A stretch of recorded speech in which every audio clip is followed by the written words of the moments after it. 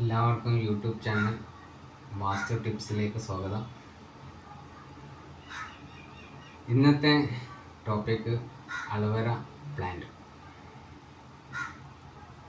ഇത് ഒരു മാസം മുന്നേ ഇതിൻ്റെ കുഞ്ഞുങ്ങളെ നട്ടു. അതുകൊണ്ട് നിങ്ങൾക്ക് എങ്ങനെ ഇത് നടണം എന്നുള്ള രീതി കാണിച്ചു തരാൻ പറ്റിയില്ല. ഇന്ന് എക്സ്പ്ലെയിൻ ചെയ്തിട്ട് പറഞ്ഞുതരാം ഇതെങ്ങനെയാണ് നടേണ്ടത്. ഇതിന് നമ്മളെ വീട്ടിലത്തെ മണ്ണ്, ഇപ്പോൾ 2 കൈ മണ്ണെടുക്കാമെങ്കിൽ അതിൻ്റെ ഇരട്ടി പൂഴി അഴിക്കണം, സമുദ്രത്തിൻ്റെ പൂഴി. പിന്നെ അത് കൂടാതെ നമുക്ക് ഇതിന് വളം പറഞ്ഞു കഴിഞ്ഞാൽ ചാണകപ്പൊടി, ചാണകത്തിൻ്റെ കട്ടയല്ല, ചാണകപ്പൊടി. ചാണകത്തിൻ്റെ കട്ട കിട്ടാമെങ്കിൽ അത് പൊടിച്ചിട്ട് മണ്ണിലേക്ക് വെച്ച് അതിൽ ഇത് ഓരോ തൈ നടണം. ഇനി രണ്ടാമത്തെ ഇതിൻ്റെ വെള്ളത്തിൻ്റെ അളവ്. ഇതിൻ്റെ വെള്ളത്തിൻ്റെ അളവ് എന്ന് പറഞ്ഞു കഴിഞ്ഞാൽ, ഇപ്പം നമ്മൾ ബാൽക്കണിയിലാണ് വെക്കാമെങ്കിൽ, ഷെയ്ഡിൽ അധികം വെയിലില്ലാത്ത സ്ഥലം വെക്കാമെങ്കിൽ വെള്ളം വളരെ കുറവ് കൊടുത്താൽ മതി. മാസത്തിൽ 1 ദിവസം വെള്ളം കൊടുത്താൽ മതി. ഇതിന് നിങ്ങൾക്ക് എവിടെയെങ്കിലും മാസത്തിൽ ടൂറിനെല്ലാം പോവാം, വന്ന് കഴിഞ്ഞിട്ട് കൊടുത്താൽ മതി, ഒരു പ്രോബ്ലം ഇല്ല. ഇത് അത്ര പെട്ടെന്ന് മരണപ്പെടുന്ന ചെടിയല്ല ഇത്, വെള്ളമില്ലെങ്കിൽ. പിന്നെ വെയിലത്ത് വെക്കുന്ന പ്ലാന്റ് ആണെങ്കിൽ, ഇത് ഉണ്ടെങ്കിൽ ആഴ്ചക്ക് അല്ലെങ്കിൽ 2 ആഴ്ച കൂടുമ്പോൾ നിങ്ങൾക്ക് വെള്ളം ഒഴിക്കണം. ഇനി ഒരു ഉദാഹരണം നിങ്ങൾക്ക് പറഞ്ഞുതരാം. ഇതിനെ എപ്പോൾ വെള്ളം ഒഴിക്കണ്ടെന്ന് ഇത് തന്നെ കാണിച്ചു തരും, ഈ ചെടി തന്നെ കാണിച്ചു തരും. എനിക്കപ്പം വെള്ളം വേണോ? ഇതിൻ്റെ ഇല നിങ്ങൾ കണ്ടോ? ഇതിൻ്റെ ഇല അറ്റത്ത് ഉണങ്ങിയിരിക്കുക. ഇതാണ് ഇതിൻ്റെ ഇല, ഇത്ര ഉണങ്ങിയിരിക്കുക. അങ്ങനെ ചില ഇല ഉണങ്ങുന്ന ഒരു സിറ്റുവേഷൻ വരുമ്പോൾ ഇത് സ്വയം നമ്മളോട് പറയാൻ എനിക്ക് വെള്ളം ആവശ്യമാണ്. ഇത് കാണിച്ചു തരുന്ന ഒരു ഇതാണ്, എനിക്ക് വെള്ളം ആവശ്യമുണ്ടെന്നില്ലേ കാണിച്ചു തരുന്ന ഒരു ഉദാഹരണം. അപ്പം നമ്മൾ ഒരു മഗ് വെള്ളം കൊടുക്കാം, അല്ലെങ്കിൽ നമ്മൾ വെള്ളം കൊടുക്കേണ്ട ആവശ്യമില്ല. ഇതിൻ്റെ പച്ച ഉണ്ടെങ്കിൽ, പച്ച പിടിച്ചിട്ടുണ്ടെങ്കിൽ ഇതിന് വെള്ളത്തിൻ്റെ ആവശ്യമില്ല. അതാണ് ഫസ്റ്റ് തിങ്.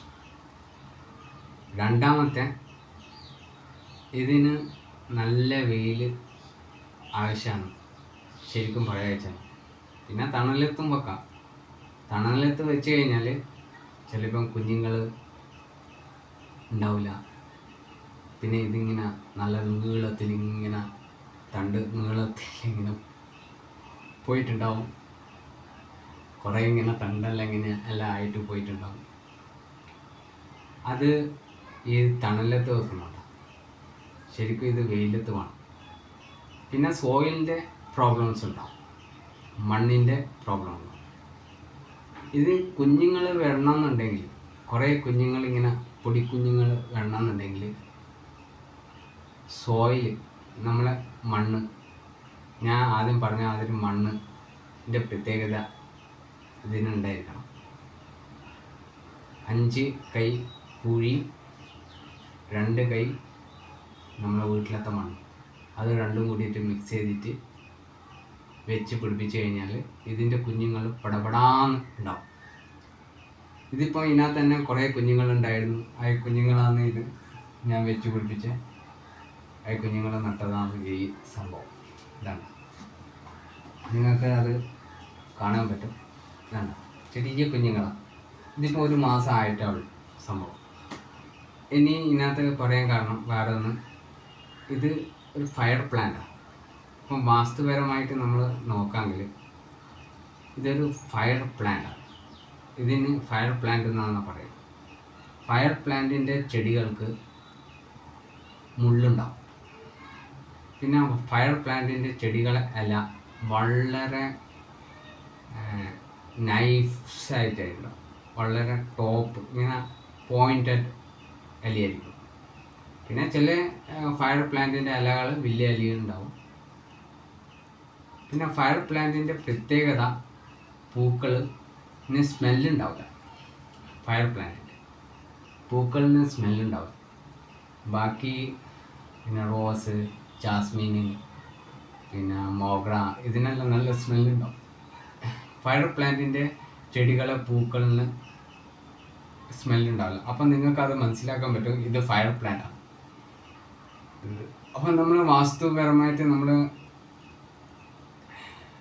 ബേസിക്സിൽ ഞാൻ പറയുന്ന സമയത്ത് നിങ്ങൾ വിചാരിക്കും ഇതെന്തെന്നാ ഫയർ പ്ലാന്റ്, എങ്ങനെ ഇത് മനസ്സിലാക്കാം? അതുകൊണ്ടാണ് ഞാൻ ഇന്നത്തെ ടോപ്പിക്കിൽ ഞാൻ ഇത് പറയാൻ കാരണം. അപ്പോൾ ഇത് അലവര ചെടി ഫയർ പ്ലാന്റാണ്. പിന്നെ മഴയത്ത് ഒരിക്കലും മഴയത്ത് വെക്കാൻ പാടില്ല. മഴേൻ്റെ സീസൺ ഇല്ല സമയത്ത് ഷെയ്ഡിൽ കൊണ്ടുപോയി വെക്കാം. നിങ്ങളെ പിറ്റത്തെ കൊല്ലം അല്ലെങ്കിൽ ഇത് ചീഞ്ഞു പോകും. ഇതിൻ്റെ റൂട്ട് വളരെ ഡെലിക്കേറ്റാണ്. അപ്പോൾ ഇന്നത്തെ ടോപ്പിക്ക് ഇവിടെ പൂർണ്ണമാകുന്നു. എല്ലാവർക്കും നമസ്കാരം. ഇനി നെക്സ്റ്റ് വീഡിയോ നമുക്ക് നാളെ കാണാം. എൻ്റെ ഈ എല്ലാ പ്രേക്ഷകരോടും ലൈക്ക്, സബ്സ്ക്രൈബ്, ബെല്ലൈക്കൺ, ഷെയർ, ഈ വീഡിയോ ഷെയർ ചെയ്ത് എല്ലാവർക്കും എത്തിക്കണമെന്ന് ഞാൻ അഭ്യർത്ഥിച്ചു കൊള്ളുന്നു. Thank you.